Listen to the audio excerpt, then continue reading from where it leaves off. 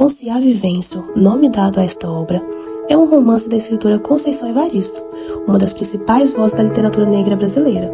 O livro conta a história de Ponciá, uma mulher negra que enfrenta desde a infância uma vida marcada pela pobreza, pela exclusão social e pelas marcas do racismo.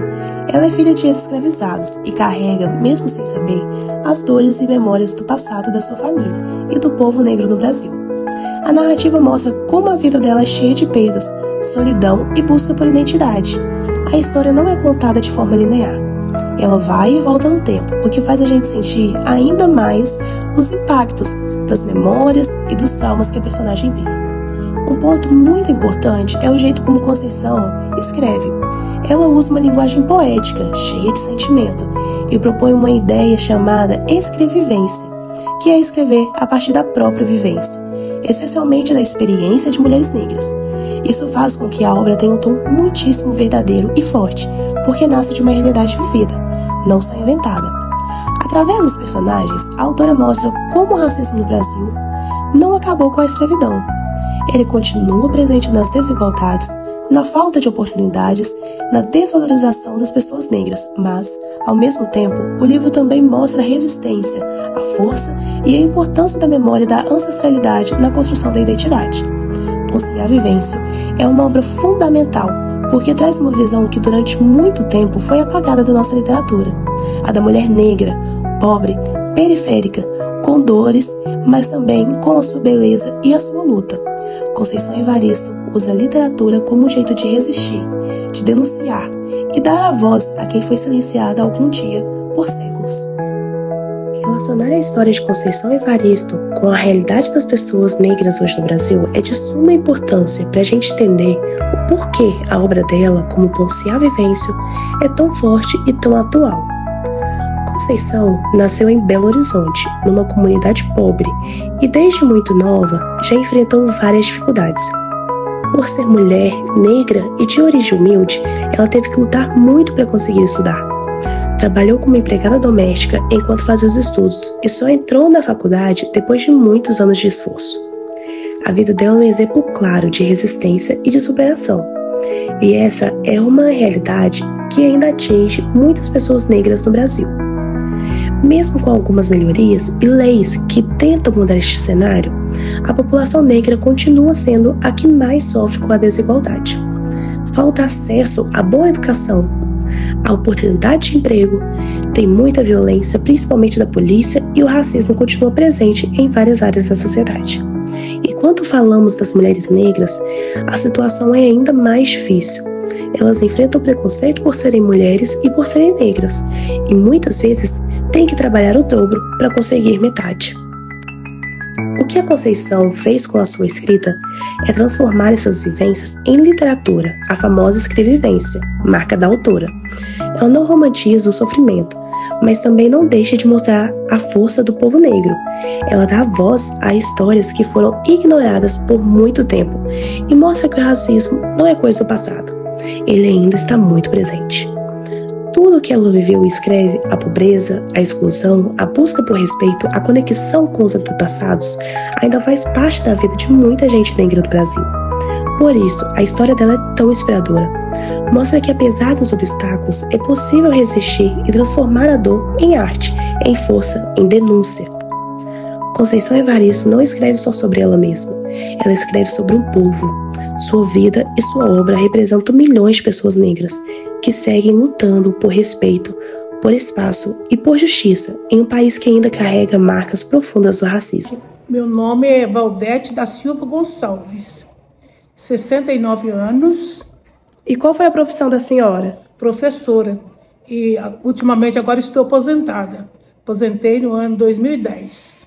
Com a minha vida, assim, referindo a mim, eu nunca tive, assim, pessoas que me tratassem assim como racismo, não, né?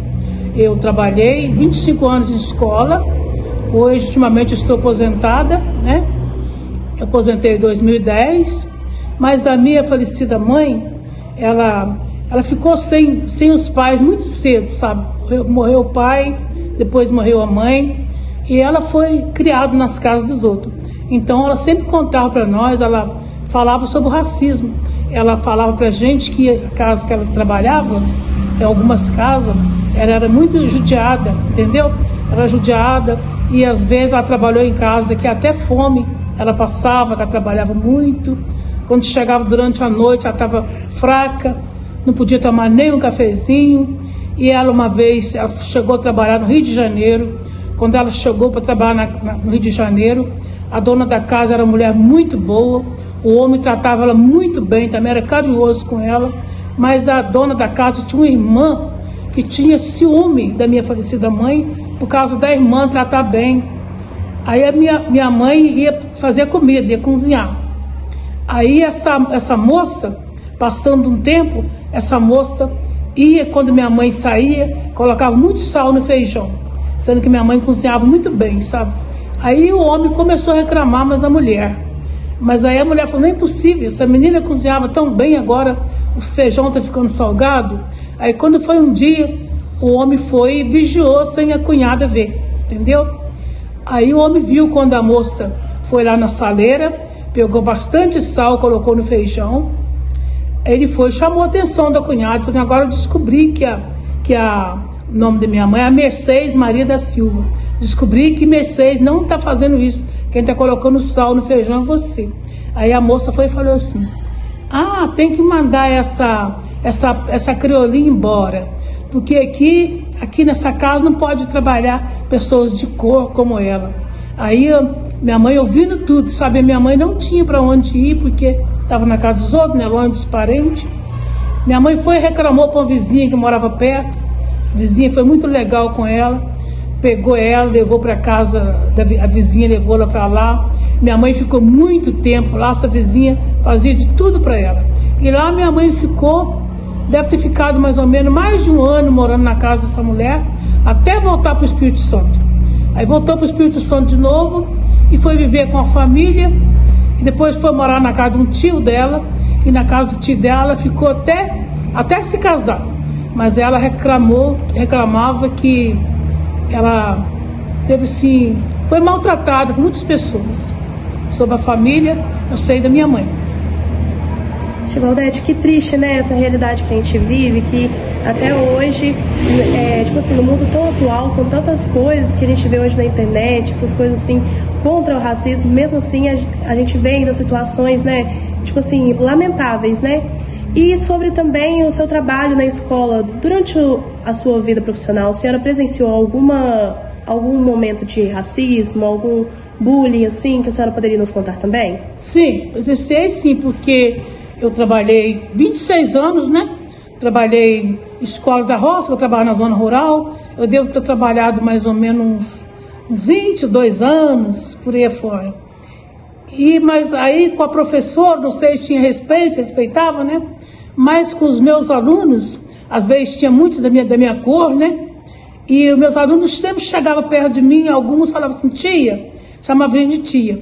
Tia, fulano está me chamando de macaquinho, de negrinho, está me chamando de pé de bicho, não sei o quê.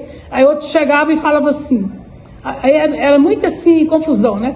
Então a professora sofria muito, que a professora tinha que... Não é como hoje que tem essa mordomia, né? Eu falo mordomia porque hoje tem cozinheira na escola, hoje tem os carros que às vezes levam os professores, mas naquela época eu trabalhava na zona rural, a professora tinha que ir a pé, sol, chuva, e aí tinha que fazer a merenda e olhar a meninada. E era 4 séries. Trabalhava para a primeira série, dava aula para a primeira série, segunda, terceira e 4ª série. E a gente tinha que dar os pulos da gente. Além de fazer isso tudo, às vezes não tinha merendeira, tinha que fazer a merenda e ainda tomar conta dos meninos que às vezes brigavam e muitos, né, eram assim tratados com bullying e ficava reclamando, você tinha que aconselhar, você tinha que falar com os meninos que não era assim, que tudo, eu tinha um modo de falar, vocês não podem fazer isso porque é filho de Deus também, igual eu sou da mesma cor deles também, e vocês também é filho de Deus, tinha que ir com amor, né? Vocês não podem fazer isso porque, eu falava para eles, existe um Deus só e um céu só. Vocês estão achando que vocês é melhor do que ele? Porque Deus é um só. Deus fez o de cor pretinha, fez o branco, fez o índio, fez o caboclo, fez o loiro, fez o cego, fez o deficiente. Então a gente não pode querer achar que é melhor do que o outro, porque todos estão preparados para morar com Deus. Mas aquele, se vocês não gostam dele aí, que é pretinho, que é assim, como que Deus vai levar você para o céu? Não vai. Você não gosta do pretinho? Se o pretinho for, você vai ficar onde? Não quer ficar perto dele no céu? Aí eu costumava falar com eles assim, sabe? Aí acabando aquele negócio de bullying, ainda mais tá brincando e levando a vida assim. Mas que eu assisti muitas vezes bullying em escola pelos meus alunos e tinha que aconselhar muito, eu tinha que falar, sabe? Tia Valdete, muito obrigada pela sua entrevista. E é lindo ver a fé da senhora, muito bonito mesmo, o amor que a senhora fala das crianças, seu passado. Muito obrigada pela entrevista e é isso. E tem mais alguma coisa ainda que posso te dizer. Pode ficar à porque vontade. É muito difícil, sabe? Você sabe que tem exclusão, né? Muitas escolas, às vezes, não querem aceitar o menino deficiente porque tá achando que tá dando muito trabalho, é um bullying. Porque do jeito que Deus fez o perfeito, Deus fez o deficiente. Igual eu já falei com você, o céu é um só. Se lá no céu vai morar a pessoa que é perfeita, o deficiente também vai morar. Aquele que não quer conviver com o deficiente, não quer tratar bem, não tem como morar no céu. A Bíblia, que é a palavra de Deus, fala que só tem um céu. Então aquele que quer fazer separação, que não quer se unir aqui na terra, não pode se unir no céu, né? E na nossa cidade, não só na nossa cidade, mas no Brasil, no mundo inteiro, tem esse bullying, esse negócio que não acaba, sabe? Tem de várias maneiras. Às vezes um não gosta da fulano, não gosta dele não porque ele é neguinho, é pretinho. Outros falam assim, eu não gosto daquela loira não porque a loira é burra. Aí outro vai e fala assim, eu não gosto daquele menino não porque ele é deficiente, ele é feio, ele é cego, ele é isso e aquilo. Eu não gosto daquele velho não porque está muito velho, está na hora de morrer.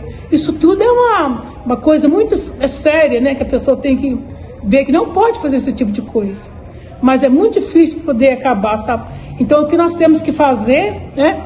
É sempre pedir a Deus e quando a gente estiver perto, convivendo com um negócio desse assim, se você tem um costume com a pessoa, a gente chega perto dele, chama ele particular e fala assim, você não deve fazer assim. Fala uma palavra boa para ele que possa entender, para que ele possa tratar as pessoas melhor. É isso que eu tenho para falar para você, sabe? Mas que o bullying tá bem difícil de acabar, é só Deus. Só Deus tem misericórdia, porque as pessoas não entendem essas coisas não, sabe? Eles passam por cima das leis de Deus e tá maltratando as pessoas, não querem nem saber. Mas nós temos que lutar para que isso possa diminuir. E a gente pedir a Deus que, né? Isso não vem ficar atingindo o povo. Exatamente. Tia Valdete, muito obrigada. Eu que te agradeço. A literatura negra no Brasil é mais do que produção artística. Do meu ponto de vista, ela é resistência, memória, afirmação. Ela dá voz a experiências silenciadas por séculos e revela realidades que muitas vezes são invisibilizadas nos espaços, seja nos meios de comunicação, seja na escola, né, seja na mídia, enfim, até nas nossas conversas cultas, né, do dia a dia. Infelizmente, muita gente ainda não conhece nenhuma obra escrita por pessoa negra, por pessoas negras, né? E isso diz muito sobre como a nossa história foi contada. A literatura negra, ela é forte e necessária. Ela traz à tona questões profundas como racismo, desigualdade, ancestralidade, identidade, pertencimento. Bom, para citar nomes importantes da literatura negra no Brasil, não tem como não falar de Carolina Maria de Jesus, né? Carolina Maria de Jesus é a autora do Quarto de Despejo, que foi escrito nos anos 60. Essa obra é um diário impactante que narra sua vida enquanto catadora de papel na favela do Canindé, em São Paulo. A sua escrita é simples e poderosa, escancara as feridas da exclusão social. Não à toa o nome da obra é Quarto de Despejo, né? Então, essa obra ela é muito maravilhosa. É muito maravilhosa porque a Carolina ela era uma autora muito simples e ao mesmo tempo complexa, porque durante a leitura de Quarto de Despejo a gente percebe um vocabulário que não condiz com uma mulher negra que quase digamos, semi-analfabeta, né? Estudou muito pouco. Então, é uma obra maravilhosa, eu recomendo para quem quiser ler. É uma obra que edifica bastante. Bom, outro nome que não tem como não citar na nossa literatura negra é Conceição Evaristo, que criou o conceito de escrevivência, a escrita que nasce das experiências de mulheres negras. Sua obra, Poncia Vicêncio, é uma leitura essencial para quem quer entender como a literatura pode ser um instrumento de cura, denúncia, reconstrução. Outro destaque também que a gente tem é Itamar Vieira Júnior, com o premiado Torto Arado, né? Um romance que mistura espiritualidade, história e a luta de comunidades negras rurais no interior da Bahia. Enfim, são muitos nomes que a gente pode citar. A literatura negra é fundamental porque amplia o nosso olhar, nos tira da zona de conforto e nos convida a repensar o Brasil que somos e o que queremos ser. Ler autores negros é também um ato político, um gesto de reconhecimento e valorização da pluralidade que forma a nossa sociedade. Então eu deixo aqui um convite, né? Se você ainda não leu nenhuma obra de autor negro, né? De autor ou autora negra, esse é o momento. As palavras dessas vozes precisam ser ouvidas, lidas, sentidas e não podem ser esquecidas, né? Na literatura negra a gente encontra muito sempre traz muito à tona a ancestralidade, a questão de onde nós viemos, né? E como eu já disse, a literatura negra, como ela não é lida, isso revela de fato como a nossa história foi contada. A nossa história foi contada por pessoas brancas, o que traz a ideia de que nós não somos protagonistas, né? O que na verdade é errôneo pensar dessa forma, porque nós somos sim protagonistas, os negros são sim protagonistas da história do Brasil. Foram pessoas escravizadas que vieram de seus países, trazidos de seus países, não porque não tinham nada. Eram reis, eram rainhas, eram pessoas importantes nos seus lugares que foram arrancados de lá e trazidos como escravos para um país totalmente desconhecido, totalmente distante da realidade deles. E chegam aqui como pessoas marginalizadas, né, que estão às margens, pessoas não importantes. E como essa história foi contada a partir desse ponto de vista, acabou deixando a imagem das pessoas negras como sendo estes atores secundários na história, né? O que não é verdade. Então, fazer a leitura de obras de autores negros traz pra gente uma abertura de perspectiva, né? Traz pra gente um novo olhar sobre o preto, sobre o negro, sobre essas pessoas que estão sempre marginalizadas. Fora as temáticas que são sempre abordadas, né? E que são de extrema importância para a reflexão social, para a reflexão das pessoas. Enfim, eu sugiro que leiam. Quem não tem costume de ler literatura negra, coloquem aí na sua lista de leitura, porque vale muito a pena. São leituras riquíssimas que expandem o nosso olhar para a vida e para as pessoas. O cemitério dos escravos, localizado no distrito de Nossa Senhora das Graças, antiga Fazenda Saudade, em Una, no Espírito Santo, é um importante marco histórico que preserva a memória de dezenas de pessoas escravizadas que viveram e morreram na região. Estima-se que cerca de 60 escravizados, trazidos pelo capitão João Ignácio de Almeida por volta de 1865, tenham sido sepultados ali. Por muitos anos, o local permaneceu abandonado e esquecido, refletindo um apagamento da memória afro-brasileira. No entanto, a história ganhou um novo fôlego em 2019, quando o cemitério passou por um processo de restauração conduzido pela Prefeitura de Una, com forte participação da comunidade local, especialmente de professores e estudantes da Escola Delfino Moreira. A reinauguração do espaço foi realizada em 13 de maio de 2019, data simbólica da abolição da escravidão no Brasil, reunindo moradores, alunos, liderança comunitárias e grupos culturais afrodescendentes em um momento de reflexão e homenagem. Desde então, o cemitério tem se consolidado como ponto de visitação histórica e cultural, recebendo turistas, estudantes e pesquisadores interessados na história local e na valorização das raízes afro-brasileiras. O espaço representa não apenas um local de sepultamento, mas também um símbolo de resistência e de reconhecimento da dor e da contribuição dos escravizados para a formação da sociedade capixaba.